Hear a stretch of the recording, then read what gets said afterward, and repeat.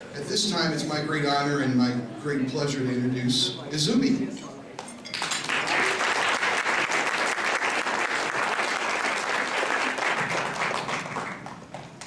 Good afternoon.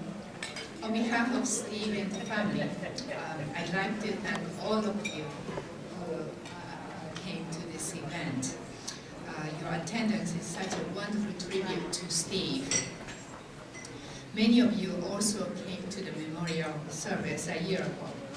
At that time, we were all shocked and saddened by his sudden departure.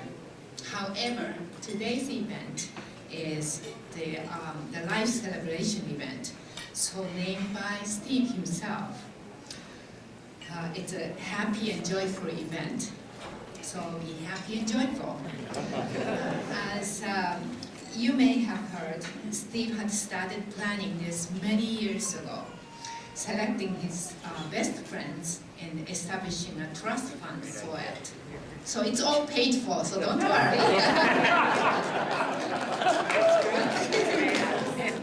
So thanks Steve for that. Yeah. The theme of this event, from his viewpoint, is networking. In other words, for old friends to deepen their friendship, and maybe to start a new project, and for new friendships and connections to be made. Many of you know networking was one of his strengths. He loved to introduce people to one another, and it was deeply, deeply gratifying for him to see those people then develop a project or to do things together.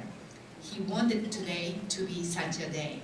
So please, if you meet people that you don't know yet, please introduce yourself. There will be great performances by many of Steve's friends, many with songs that remind them of Steve or that Steve loved.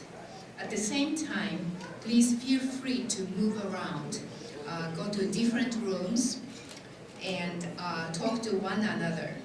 Introduce yourself to people whom you have never met, exchange business cards, and have great conversations, and start a project. Life is wonderful because of the personal relationship we create with others. Since the common denomination is Steve, you can always start a conversation with, "So, what was your relationship with Steve?" Or, "Where and how did you meet Steve?" I'd like to share with you just a few of my happy memories with Steve. Of course, the first of those was a marriage proposal on Valentine's Day. And that sounds romantic on the surface, but just like Steve, there's much more to the story than romance than that. First of all, Steve completely forgot about the date. And so I waited for him in front of his apartment for 1 hour in the rain, holding a huge heart-shaped cookie that I had baked for him. As I was thinking of leaving, Steve came back with a friend, having had a few too many margaritas. His friend suddenly remembered something very important he has to do right now, and so he left. And of course, I was mad. And to soothe me, or to change the subject, he blurted out, "Will you marry me?" He never imagined I'd say yes. He was successful in getting rid of my anger, but when I said yes, it utterly surprised him. He suddenly became very, very sober. And he had to think very quickly. He said, "Now, international marriage often fail. We better talk about all the possible problems beforehand, and if we agree to the solution for all of them, then let's get married. If not, we'd better part as friends." I said yes to it because I knew he'd be my husband no matter what. So we chose 25 items and discussed each one for at least 1 hour, sometimes a few hours. To Steve's surprise, we agreed on every item. We created a bilingual summary of our discussions, made 4 copies, and gave them to my mother, his parents, and our go-between that we chose. It's called a marriage notebook. And if you're thinking of international marriage, then talk to me. Another happy occasion was when our son Ken was born. During the first part of our married life, Steve traveled a lot, and mainly to Europe. Steve didn't realize that a baby could be born not on schedule.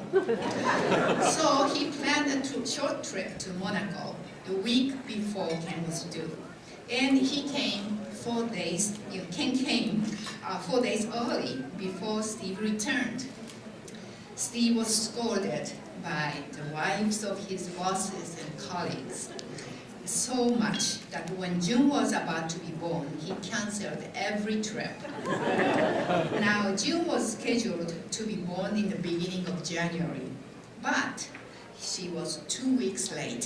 So he had to keep canceling trips. And we were in Japan, and my mother was with me, so I didn't really mind so much whether Steve was there or not. But he was determined, and he saw baby June right after she was born. And for those who don't know Ken and June, Ken's right here, and June's somewhere. June's there. Yeah. So stand up. These are my babies, our babies.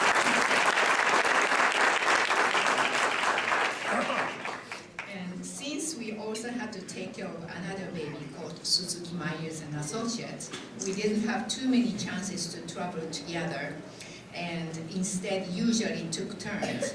But once Ken and June moved out, and we became empty nesters, and our company got established enough, we were able to go to Japan and Europe together a few times. And I have albums over there of our trips from Europe and Japan, and also Montana. I think there's one from Montana, and the Alaska trip.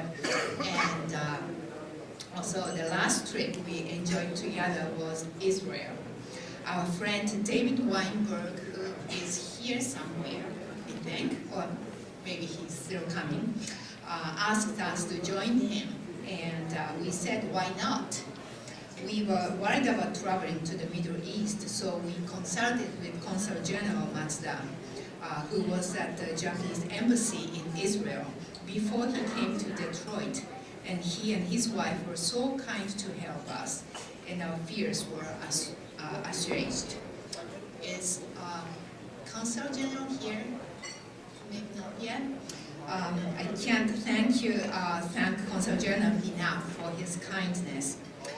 For me, visiting places from Bible and other historic literature was the main objective.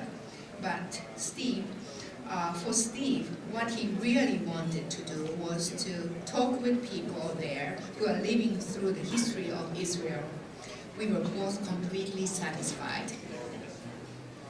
Last but not least, there are so many happy memories with White Pine Glee Club. You saw 4 of them in the beginning.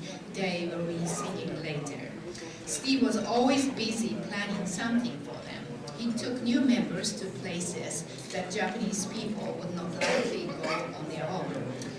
So today at 6:30, they will sing for Steve and with Steve. I hope you can stay around and listen to them. If a single person's life is a thread, I hope today's event is a weaving machine, creating a beautiful textile of all colors. Please enjoy.